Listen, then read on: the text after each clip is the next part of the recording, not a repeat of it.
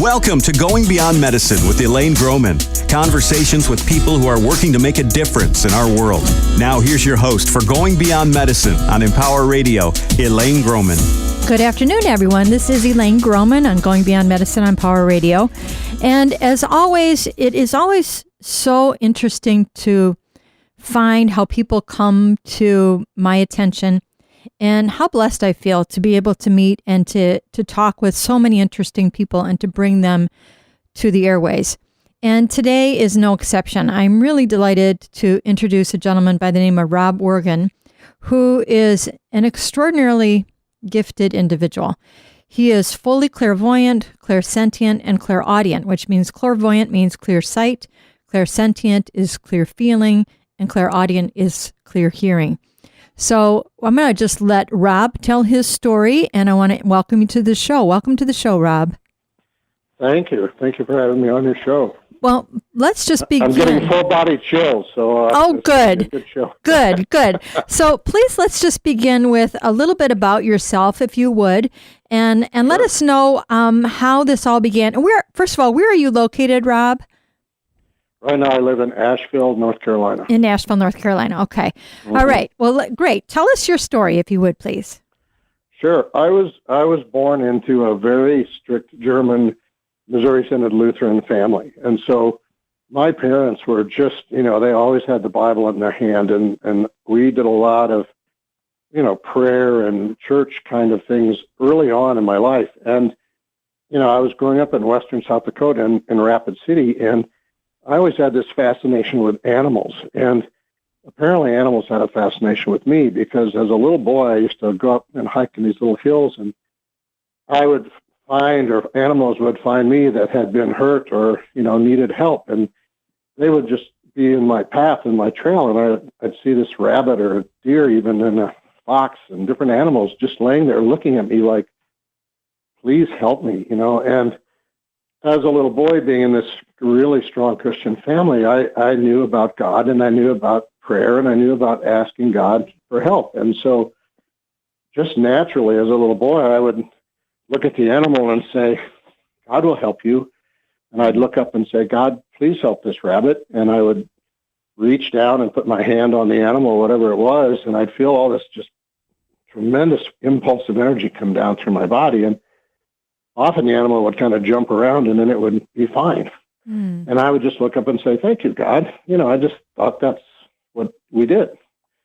And, I had, of course, an older brother who loved to get me in trouble. And so he would run home and tell my mom that I was, doing this crazy thing with animals. And my parents didn't like it because they, being very, religious and very Lutheran and very German, were not happy with their little boy doing healing work, yes, basically on animals. And made them a little afraid, I'm sure.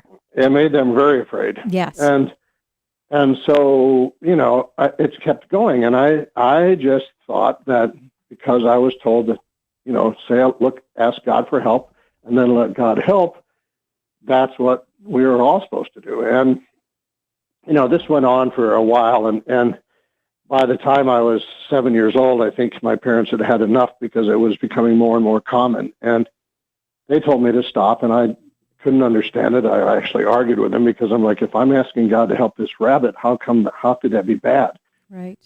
They actually believed that it was the devil had gotten inside me and was tricking me to believing that it was God, not, the devil. And so we had this kind of ongoing battle for a while. Anyway, I'll make this a little quicker, but when I was about 7 years old, they took me into the Lutheran Church and did, what I believe would be considered a form of exorcism, where they had me in the middle of a circle of the elders, and they were all praying and yelling at me and, cast out the devil and all these kind of things.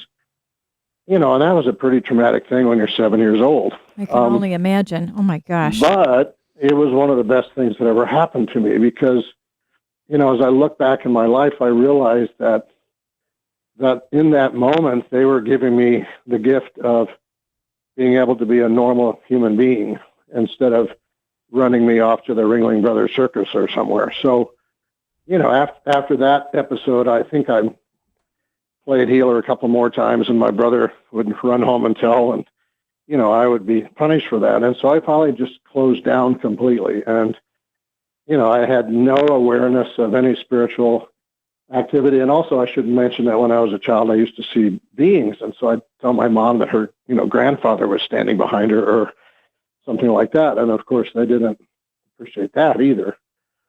So anyway, about 7 years old, I became a normal human being with no extraordinary gifts and just got to be me. Well, you know what I think is so interesting, that was a Rob? gift. Yeah, excuse me for interrupting, but what I know is so important as part of your story is, and your life experience, is that you grew up in South Dakota, a Native American land. Exactly. So what is so important is probably not only your entire purpose of your existence was to help people understand that we are on this sovereign land called Mother Earth, and we are all connected to all beings all the time. Yes. And as you're saying this, it's reminiscent of, I was born and raised Catholic, the story of St. Francis of Assisi, of who had the same ability as you. And that is from that story was extrapolated the Disney story, or the story of Dr. Dolittle, the man who could talk to animals. So I thank you for that and having the courage to do that, or the clarity of mind. Maybe not courage, because as a child you're just being innocently love. Oh, I was just in my innocence and wonder and wow, look at this. All I have to do is ask God to help, and God helps. That's really cool, Yeah. So what happened? You said you became quote unquote normal. And I think what people need to understand is you're more normal than most of us. So I became normal in my parents' eyes in yes. that, I really stopped. I just shut down. I didn't see any beings anymore. The animals didn't come to me. I just became, a little boy and did little boy things. But the thing that's also important, since you mentioned South Dakota, is that I always knew as a little boy that I was not a white man. I was an Indian. I just knew that. And I had this really strong attraction to the Sioux because, that's their home, Rapid City. Of course. And I always wanted to go hiking on Harney Peak because that was Black Elk, and that has been named Black Elk Peak, but that was Black Elk's ceremonial ground. And, I always wanted to go to Mount Rushmore because Ben Black Elk's son, was kind of the official greeter standing there in Black Elk's full ceremonial outfit, and, you could have your picture taken with him for 25 cents or something. And I always wanted to go there because what I would do is get out of the car and run as fast as I could and start hugging Ben Black Elk. And so I always, and when we played cowboy and Indian, I always wanted to play Indian. Right. And so I had this really deep awareness of something that was very familiar in the Black Hills. But, I'm a little kid, so I don't know. Well, Rob, I would like to ask you, because as you're talking about, you quote unquote became normal, which meant you just kind of shut down your gifts. But in fact, they just kind of were pushed to the background a little bit, obviously. Right. And exactly. so were you able to still have some degree of awareness and then just keep it to yourself? No, it was completely gone. Okay. I mean, it was completely, well, I should say not completely. I had thoughts and things, but I just thought they were mine. I never converted those to thoughts of others given through me. I just thought that I had a wild imagination. It was more like that. My guest today on the show is Rob Wergin, and he has a wonderful website that is very rich with information. It's www.robwergin.com.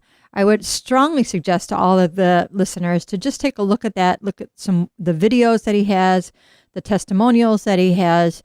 And the wonderful thing that I appreciate, and I had the opportunity to work with Rob 3 times. He was very gracious to work with me so that I can have an experience of this. We'll talk about that a little bit later. But what I wanted to say is you're just so normal in the kindest. I mean, not in a way that you shut yourself down. What I mean by that is you don't put yourself on a pedestal. You're very approachable. You're just who you are, which is so refreshing because some people can believe their own hype. If you know what I mean. And thank you. I appreciate that. And, you know, what I know is two things. Number one, I'm not the one doing the work. I'm just the one receiving the energy to do the work. And two, you know, the beautiful thing about my parents doing what they did when I was 7 was in having a full and rich human experience. I'm going to be 69 this summer. And so, you know, for a lot of years until I actually started doing this work, I was, you know, one of those people that did everything to the excess. And so I had lots of money. I took lots of, you know, pharmaceuticals. I drank lots of alcohol.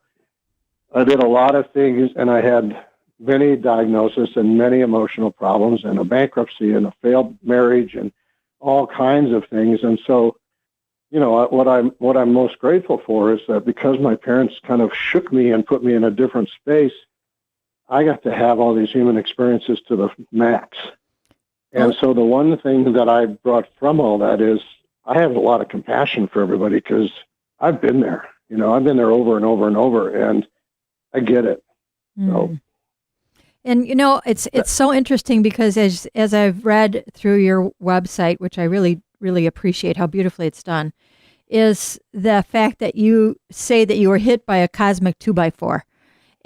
But it's interesting that you say, because so many people see their experiences that they have in their life, whether it's a tragedy or grief or illness or whatever, and they feel it has happened to them as if it's some kind of punishment, rather than looking at its accumulation of energetic patterns that disturbs the actual etheric pattern that was in place since all time.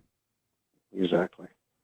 And so what we look at as a trial and tribulation is actually, as you say, is a gift, because it helps to squarely bring our attention to what is not necessary to have. Correct. So can you tell us how that happened for you? And as you say, you heard the answer when you asked, what am I here for? Mm-hmm. How did that occur? So, well, it occurred in a way that I'm not actually proud of, but I need to tell the truth. And it is, I mean, just so, you know, I was a very successful executive. I made millions of dollars. I had everything you could ask for. I was like into my manifestation of power, which was money, you know, and title. And in 1999, in September of 1999, so we're fast forwarding a lot of years from the time I was 7. Sure. So I'm now like 51. And I, you know, I was in a situation where my partner actually took everything I had, stole it, and left the country. And so all of a sudden I was, you know, I'd gone from really wealthy to really poor, and I'd been stripped of my, quote, power, you know, because I had no money and all those things. And at 51, you know, and a guy's, when he's 51 and he thinks he's going to retire in Santa Barbara and be rich, you know, that kind of stuff. When you're down to nothing, it's a pretty, you know, that's the cosmic 2x4. And, right. And so all of a sudden, instead of, you know, I was just like, I felt like I was naked in the middle of the street. I had nothing, and no power, and no ego, no nothing. I was just like in a mess. And so from that time until for the next 3.5 years, I just became this, you know, I just kept going darker and darker and darker, more alcohol, more painkillers, more just things that were keeping me in this really dark place. And then finally, and it's interesting that we're having this phone call right now, because the turning point was actually February 22nd, which was just a few days ago. Oh my gosh. Yeah, isn't that wild? So February 22nd in 2003, I had for a couple of weeks, maybe a few weeks before that, I had been thinking seriously about ending my life. And so on that morning, I decided that was the day. And I actually had this overwhelming sense of peace flood my body, which I thought was really interesting.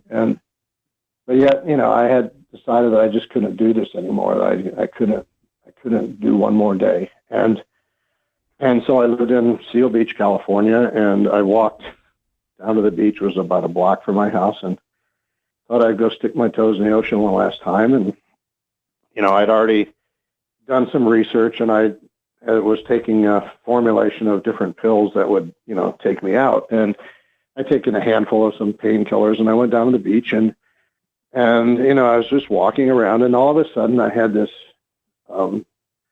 surge of anger, and I found myself, literally fist up, screaming into the sky, why did you do this to me? I don't deserve this, you this, you that. I just went off for 10 minutes, and we were just screaming into the sky. And I should say that because of my religious experience when I was a child, that as soon as I was able to leave the house, if somebody would ask me if I went to church or if I had religion, my answer would always be, I'm not sure if I'm either atheist or agnostic, I'm not sure, but I have no belief in anything. And so up until this point, I would announce myself as being, someone without a faith. But yet I find myself screaming at God on the beach. And I said at one point, so you blankety blank, blank, blank, if you have anything to say, you better say it to me now. Mm-hmm. And, I heard a voice, and I said, what? And this went on for a few times. And the voice was basically saying to me two things. Number one, remember who you are. And number two, go to Sedona. And I thought those two things were just the most bizarre things that I could hear, especially if it's really God. And, but it just kind of resonated, but it also turned up my evil twin, our little voice that's always chatting. Right. Telling me that I was in fact crazy, and I'd gone over the side, and it was time to just go home and finish your project, And, after hearing remember who you are and go to Sedona a few times, I just got really frustrated and said, fine, this is crazy. I'm going to go home. And I turned around on the beach, and within moments, it felt like there were, 100 people standing behind me. And I turned around because I was, quite paranoid at the moment. And there were hundreds of beings, you could call them angels or spirit guides or masters or whatever you want to call them. Yes. But they were there in mass. And I just remember falling to my knees and curling up in the fetal position and just crying, but also feeling like I was being held.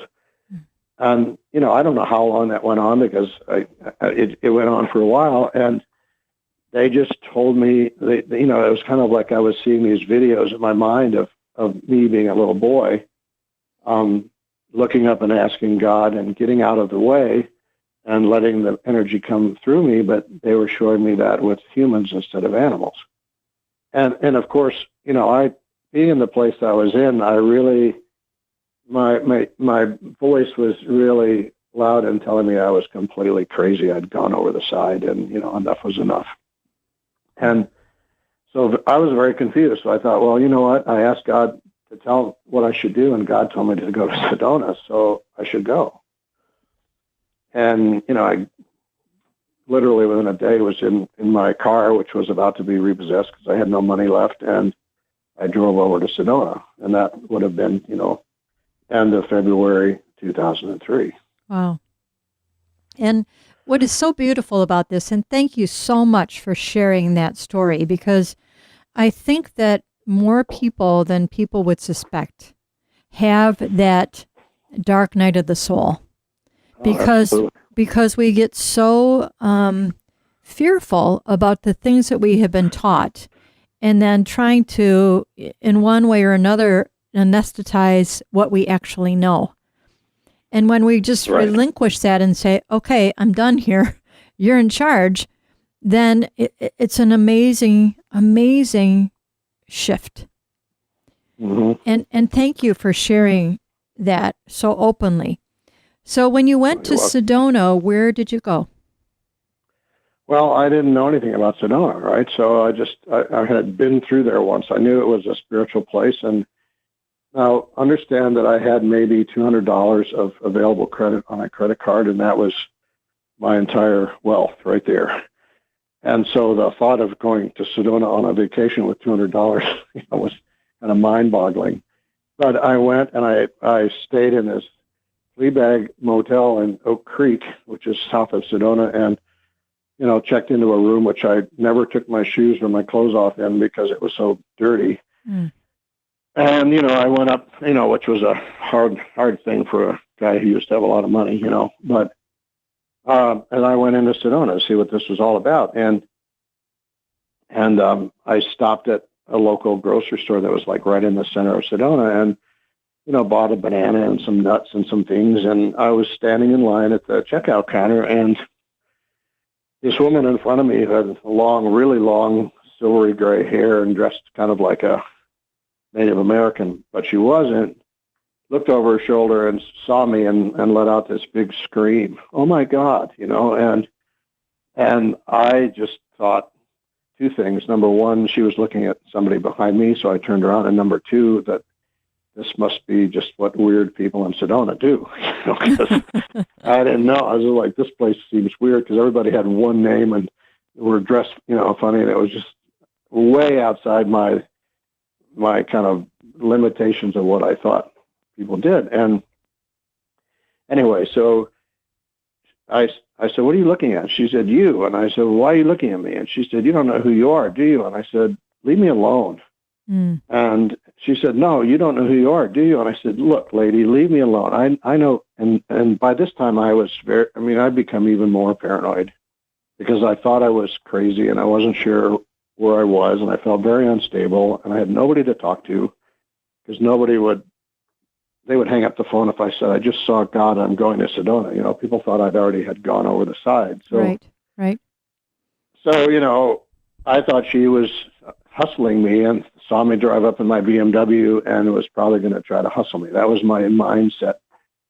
And she said, I just need to talk to you. And I said, just leave me alone. And so she left, and I went outside, and there she was. And she said, please, I just really want to talk to you. So she gave me her address and said, just come over. I don't want anything from you. So, I went back to my motel room, and I thought, I asked God if he had anything to say to me, and I was told go to Sedona, and here I am.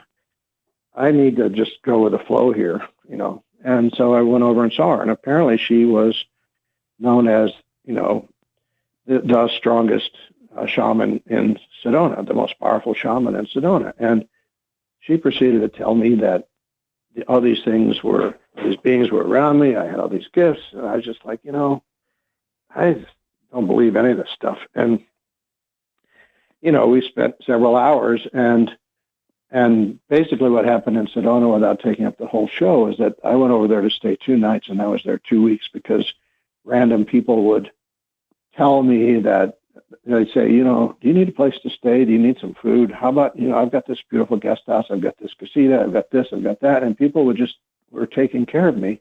Mm.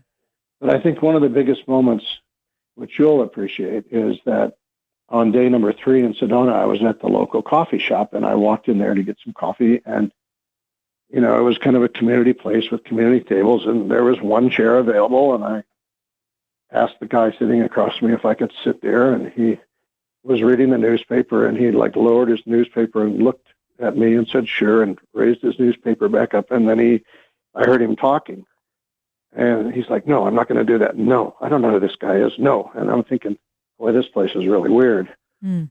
And he would lower the newspaper and look at me, and then he'd start talking again. And I'm thinking, I got to get out of here. This place is just too strange. And I started to leave. And he said to me, wait a minute, I need to talk to you. Can we go outside? And, I was a little nervous about it, but we went outside. Well, this gentleman, who's one name and one name only in Sedona, was named Sequoia, just by some coincidence. And he's a white guy. He's probably 30 years old, had run away from home when he was a young boy and run away to the Pine Ridge Reservation in South Dakota, and begged them to teach him to be a medicine man in the Sioux way. And he ended up marrying the granddaughter of Black Elk and had in his possession one of Black Elk's ceremonial pipes. Oh, my. And so he said to me, I don't know why they're telling me this. They're demanding that I take you out into the desert and that we do ceremony with this pipe.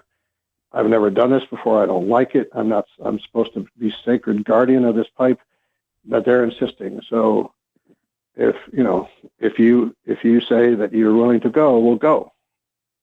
And so off we go into the desert, and he takes this beautiful pipe out of the bag and explains everything to me, and he's speaking in Lakota and praying in Lakota, and we do a pipe ceremony in the middle of the desert for several hours, and at the end, he says to me, "They're saying to me that you don't believe what you've been told. And they're saying to me that what they'd like you to do is close your eyes and take some deep breaths and then open your eyes and see for yourself." And so I took some deep breaths, and, I'm really nervous. I'm really scared and kind of jittery because I don't understand what's going on.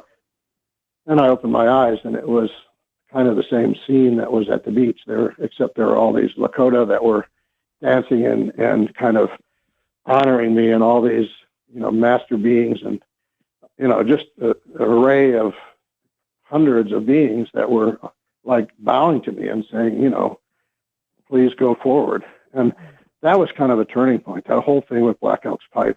It's a perfect... and I have to back up, because in my corporate life, if you walked into my house and looked at my library, I had every book on Black Elk there was ever published in my library. Yeah. And Crazy Horse and Sitting Bull and all the medicine people. All the medicine people. Yeah. My house was filled with books on them. Rob, so we got to take a real quick break here. I'm sorry. Okay. But when we come back, my guest today is Rob Wergen, who has this amazing, beautiful story of how he's transformed himself, and now he's in service to all people. I'm Elaine Groman. This is Empower Radio on Going Beyond Medicine. Please stay with me as we continue this wonderful discussion with Rob Wergen. Be right back.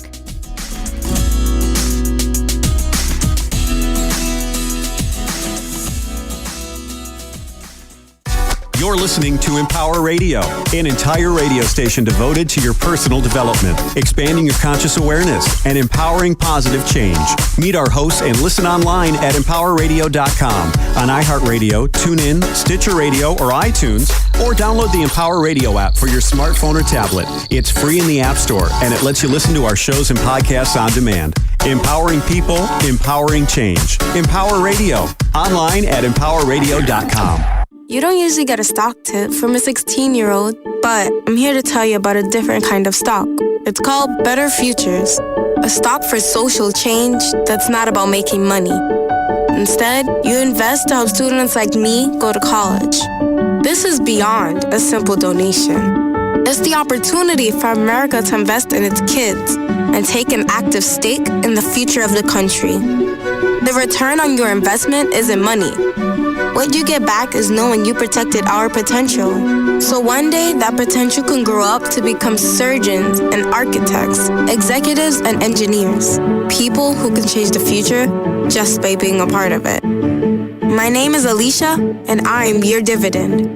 Invest in better futures with UNCF. Visit uncf.org/invest. A mind is a terrible thing to waste, but a wonderful thing to invest in. A public service announcement brought to you by UNCF and the Ad Council. As a young teenage boy, I didn't even know what autism was. How do you even spell that? A few years later, I heard that a friend's cousin's son had been diagnosed with autism. I still wasn't sure what that really meant. When I went to college, my roommate's brother had autism. When I moved to the city for work, my best friend called me and told me his son had been diagnosed with autism. We were both in shock. I still remember the day I walked into the house and saw that look on my wife's face. I knew something was wrong. I'll never forget how I felt when she said, "Our son has autism." Autism is getting closer to home. Today, 1 in 110 children is diagnosed with autism. That's a 600% increase in the last 20 years. Learn the signs at autismspeaks.org. Early diagnosis can make a lifetime of difference. Brought to you by Autism Speaks and the Ad Council. Today might be the day I drop out of school. But you might be able to stop me. With United Way, you could tutor me, be my mentor, or volunteer to just read with me. There are tons of ways people like you can help kids like me stay in school. Make me a success, not a statistic. Take the pledge to volunteer now at UnitedWay.org. Brought to you by United Way and the Ad Council. Now back to Elaine Groman and Going Beyond Medicine on Empower Radio. EmpowerRadio.com. Welcome back to the show. This is Elaine Groman, and my guest today is Rob Wergen, who is an extraordinary gentleman who has used his gift and is using his gifts, multi-dimensional gifts of clairvoyance, clairaudience, clairsentience, to really help people begin to know who they are. And in the first half hour of the show, Rob was sharing this incredible journey that he has been on. And now I want to talk with Rob I want to have him conclude the rest of the story, if you could, Rob. Welcome back, by the way. And I'd like to talk to you about what you're doing now. Okay. So we can bring that part to a conclusion pretty quickly. So yes, please. After that event in the desert, I was there, like I said, for almost 2 weeks, and then I came back home, and you know, I had clear communication with the divine at that point, and I asked what I was supposed to do next, and they said, move to Sedona. And so, you know, on total faith and no money, and I could go on for hours about all the amazing things that opened up for me, but I went back to Sedona, and I was there 13 months, and what I know now, looking back, is what happened in those 13 months is they basically brought me every type of human outcome or challenge or disease or dysfunction or whatever people want to call it that's out there over 13 months, several hundreds of people. And it wasn't to show me how to do it. It was to show me how it looked and how they worked on it. So, you know, I would have 1 or 2 days or 3 days of everybody had breast cancer, and then it would switch, and I'd have 1 or 2 or 3 days with everybody had childhood sexual abuse, and then it would switch. And so I went through just about everything you can imagine, including demonic possessions, over that 13-month period. And it just showed me what was being done. It showed me what was possible, and it gave me this amazing trust in the divine as to what would happen, and this confidence that I needed to have, and this optimism that I needed to have with people so that I would feel very comfortable in doing whatever I do. So that was kind of the conclusion of the whole Sedona experience. And that was, 14 years ago now. So, well, what is so beautiful is I imagine, and correct me if I'm wrong, is that they were showing you the energetic patterns of what happens with our thinking. And I think that in the future, and I'm sure that you're living this now, and as an energy healer myself, I see these patterns that people have an opportunity to reflect on, and how they think and how they emote, how that sets them up for disease, how it sets them up for an imbalance of some way that prevents them from really fulfilling their life purpose. Exactly. Yep. So tell us now, Rob, if you will, and again, my guest is Rob Wergen. His website is www.robwergin.com. Rob now works exclusively to help people to change their concept of themselves by literally flooding their body with energy. Could you explain what you do and how that works, please? Well, that's always a great question, and so what I know is that for whatever reason that they use me as a conduit to this, I call it the original light. It's the light of the one, that precedes everything, and so it's very pure and very powerful light. And my intention when I work with people is to bring that light into their body to break apart the density, which is the emotional patterning and all those old habit patternings that are in the body. The high frequency, high velocity of the light breaks those densities apart and exposes them to what it feels like to be connected, fully connected to God or to the light, and gives them the opportunity to make a choice in that moment if they're willing to accept that, or if their soul is willing to accept that, or whatever. But there's a choice always. And if they choose to accept the light, then their body will start to completely fill with light, and start to break apart the density. Now, it can't happen in a whole split second, because then we would go into shock and probably, die. But it starts to dissolve and resolve those old densities, those old patterns, and bring health back into the body, whether it's healthy thinking or healthy body or whatever it is. And it's very fast. It's I jokingly call myself the cosmic roto-rooter, because we go into the body, to the darkest places of the body, and blow apart that darkness and bring in the light and allow the body to start making choices about how to go forward. Well, I can share. It can be really fast. It can be really fast. And I'd like to share, if you don't mind, my experience with you. The very first time, I wasn't quite sure what to expect. And I'm a healer myself, so I know how I work. But I have to say, it's a good thing I was sitting down because as you were just talking to me and sharing and allowing this energy to flood through my body, I literally thought I was going to pass out.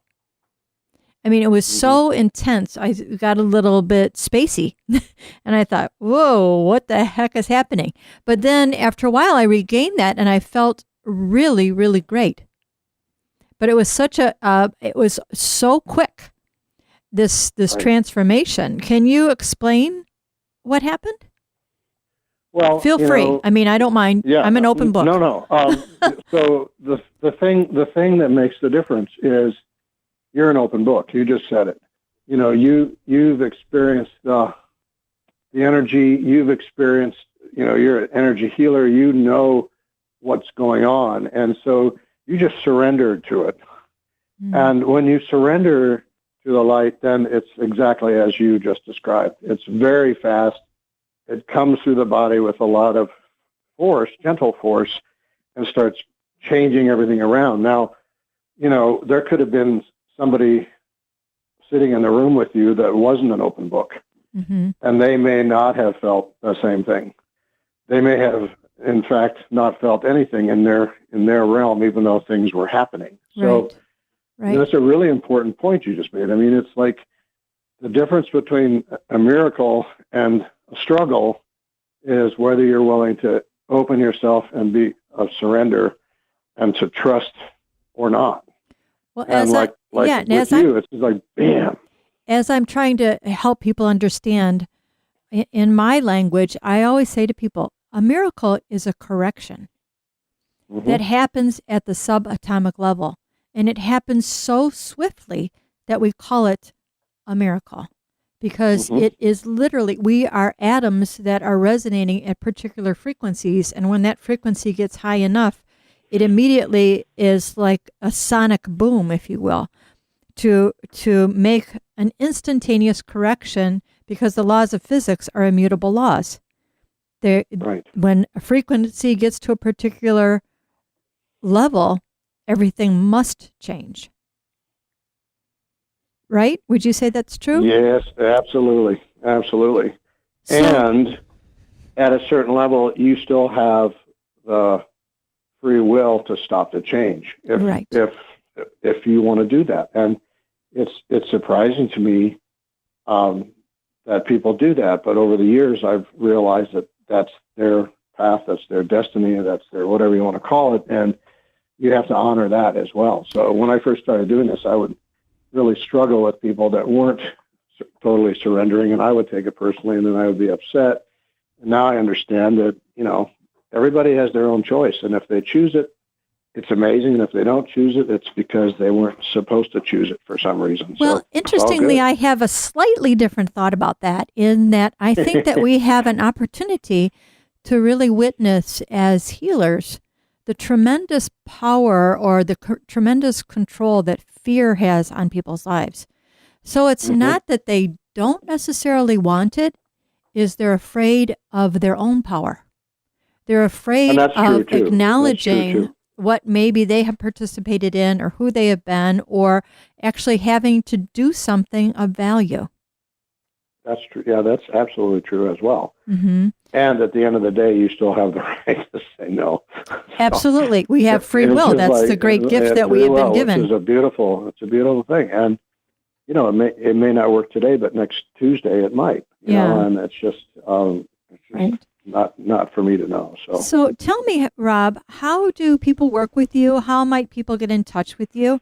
How does it work when people are working with you and you're able to help with this beautiful divine light?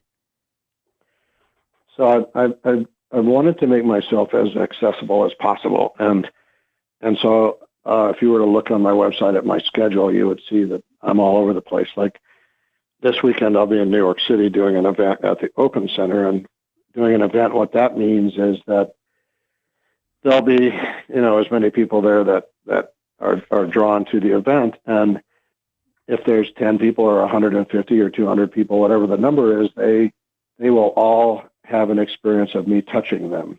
Mm-hmm. And it may be 30 seconds, it might be 2 minutes. Everybody gets exactly what they receive. And I literally go through the room and touch everybody and to open them up to this possibility of the divine light.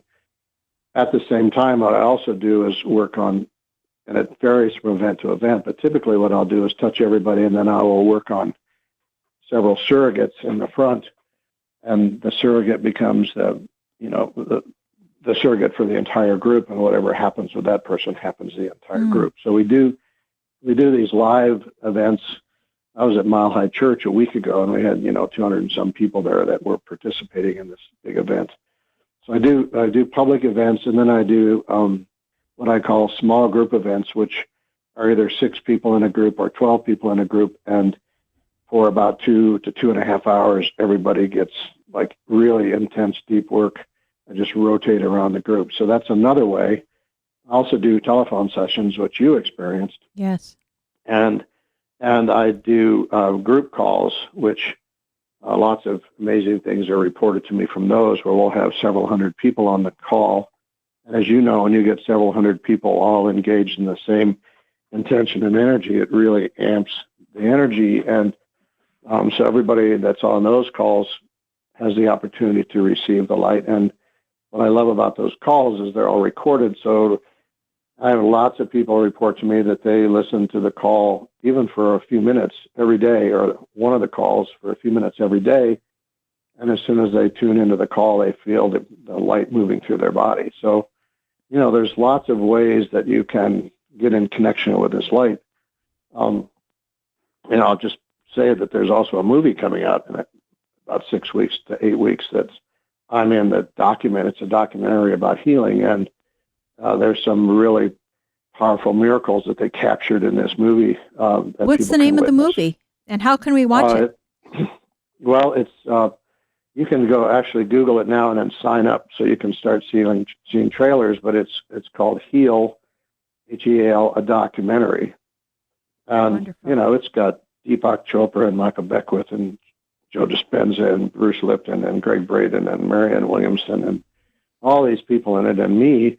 And congratulations! It's a beautifully done movie that's going to be coming out soon, and that's a really cool thing. And the last thing I'll say is that if the videos that are on my website are energetically encoded, so let's say one of your listeners has been told they have cancer, you can go onto my website and click on the testimonial thing, and then look at the testimonials about cancer, and then the videos on there have actually been energetically coded, charged with energy for healing of that. So if you watch that video, most people feel something happening in their body as they're watching the video. And so those videos are free and they're readily available. So you can go on and do those. And then also there's a public Facebook page that has pictures on there every day that have encoded messages on there. So if you read the message and look at the picture, you're actually receiving that energy. And there's a couple of videos on there that you can watch and receive the energy. So I'm doing whatever I can to get people out there. Thank you so much first of all, for the generosity of opening all of this. And as you're speaking, Rob, it's what's coming to mind is are you correcting the etheric template, and by acting with the etheric template, then it's correcting the template that is inherent in the design of the human species? Yes. Okay. I hit C. And this goes back, so when I'm working with you, I'm going all the way back your lineage and all the way forward in your lineage and rearranging everything so that it can move forward in a different way. So many things are flashing in my mind, because I may have told you that I teach what's called sacred geometry and energy medicine. Yes. And one of the things that is so fascinating to me is how ancient times, they always knew in ancient times, back to Mu, back to Egypt, back to all these places where they used geometry as a way of, with sound and with color, etc., in the temples of Isis and various other places. And the current word of ISIS is a unfortunate crossover to diminish the real power of Isis, because Isis was a very powerful healer. And so many things like the four directions, the ancient symbol of the four directions was twisted very slightly to become the swastika, at many things like that. So as we're correcting these things, then people will begin to understand that, as I was saying the other day to someone, I would lovingly say we are in the lowest common denominator right now. But it's essential because we're in this time of change, and we have to see the chaos in order to no longer ignore the chaos. And to know that there is so much more that we can do when we recognize that disease does not have to be dominant, poverty does not have to be dominant, or even in existence. And once we get rid of all of these social ills, then we have no idea how powerful we can be. Exactly. So thank you for what you're doing. And that's one of the things that we've talked about on my group calls, is that, people are freaking out right now, and it's actually one of the greatest gifts available to us is what's happening right now. It absolutely is. And it's giving us the opportunity to change everything. That's right. That's right. It's a wonderful time, even though it doesn't seem like it is. There's always chaos before rebirth, so it's like, okay. Yes. Yes. And as I'm sharing about the medicine wheels with people and helping them to know that these 10,000-year-old documents, if you will, etheric documents, living, moving documents of information, always nature, creation, God, goddess, all of that always has our best interest in mind if we would just get out of the way. Exactly. Yep. So how can people best get in touch with you, Rob? Probably the easiest way is to just go to my website. You can just, sign up or just, put in your name, address, and email, and then you can also send me a message, ask me a question. Wonderful. That's the easiest way. Or, just watch the Facebook things and see where I'm at. And, Good. We're always out there. Like next week, I'll be in Boston, or New York this week, and then Boston the next week, and Denver the next week. And so I'm always kind of in movement so I can get to people. Good. And again, my guest is Rob Wergin, Wergin. So go to robwergin.com and take a look at what he's doing. Please read his beautiful website. Be in contact with him, because there's so much that we need to know to help to make the world this beautiful, really, there's so much that we can do. So, Rob, tell me, what do you see as this transformational time is happening? What do you see people doing, changing? How do you see this change is affecting the whole of humanity with the divine guidance that you get?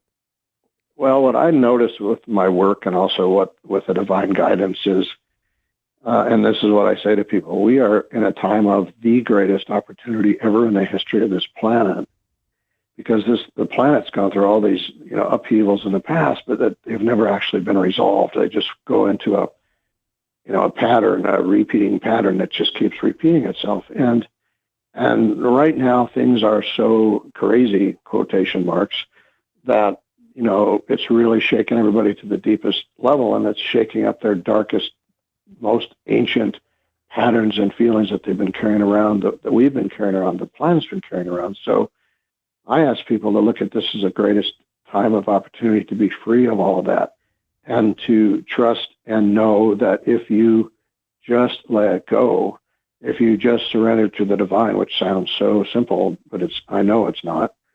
But if you just understand that what's really happening is, it's like, I say to people, it's like your grandmother's old jewelry ring that you just dropped into a jewelry cleaner, and somebody turned it up to the highest frequency to shake all the goo and all the grime and all the crud off your grandmother's ring.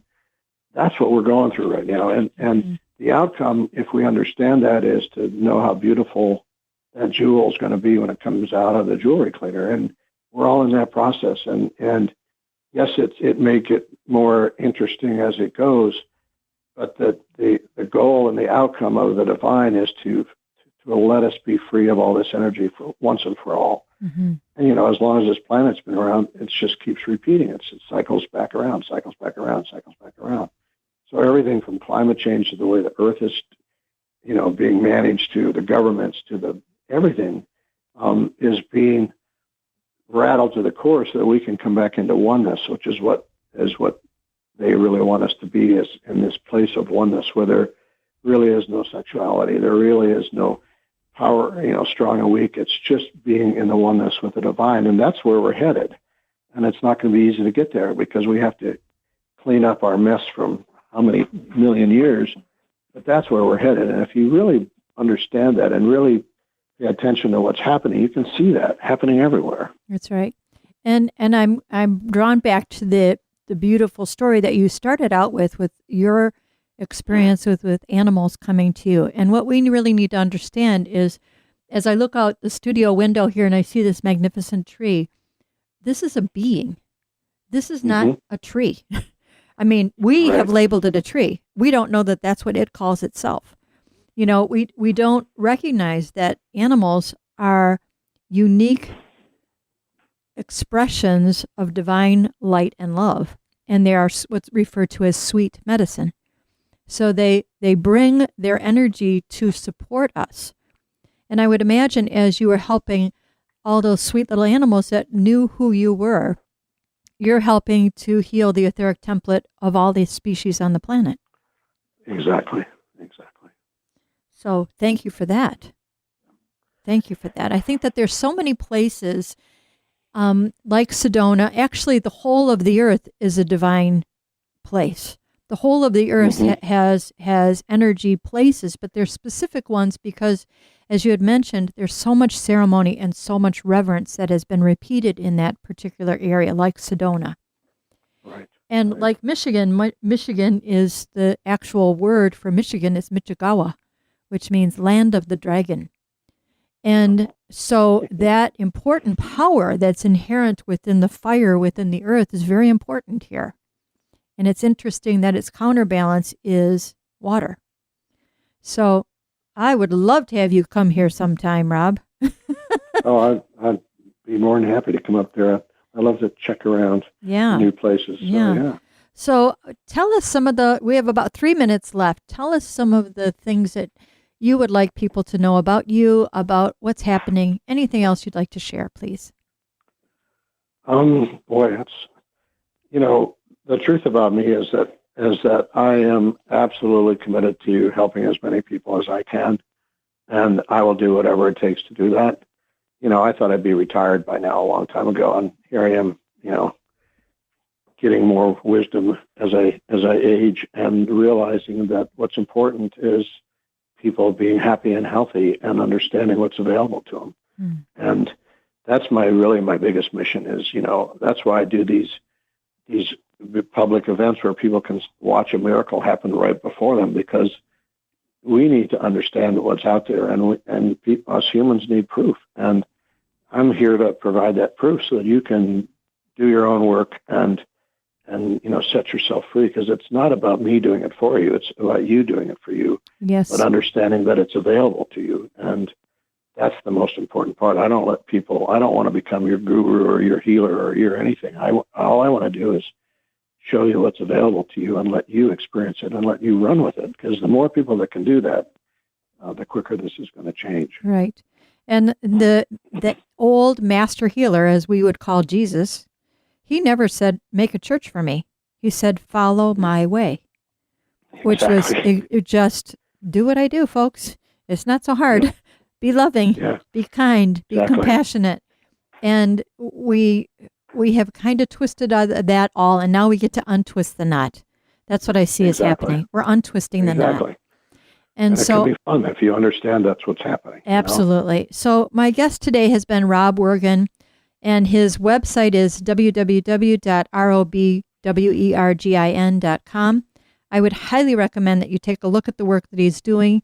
And he just mentioned to me that he's part of a documentary called Heal, a documentary that if we Google that, we can take a look at that. So that I think that's really exciting that you're going to be in that. And what I find... There's also a link to that on my website, too. So is there? You can just go on my website. There's a link at the bottom of the homepage. Yeah. Oh, okay, great. I'm going to take a look at that because I really want to watch that. And so thank you for what you do, Rob. Thank you, first of all, for being the humble and kind gentleman that you are. And we need that. We need that. We need to have people see that, yeah, you can have had all kinds of things happen to your life. You could have your ups and your downs, as you have so graciously shared, but that doesn't define who you are. The energy of the love that you carry within your being defines who you are. Exactly. It is exactly who you are. So thank you very much. I'm so grateful to have had the opportunity to work with you and to have you on the show. We'll have you on again. Again, my guest has been Rob Wergen. Thank you for your time. I'm Elaine Groman. This is Going Beyond Medicine on Empower Radio. Please go out and empower your own life. The energy comes through you, for you, and for the whole world. Have a great week.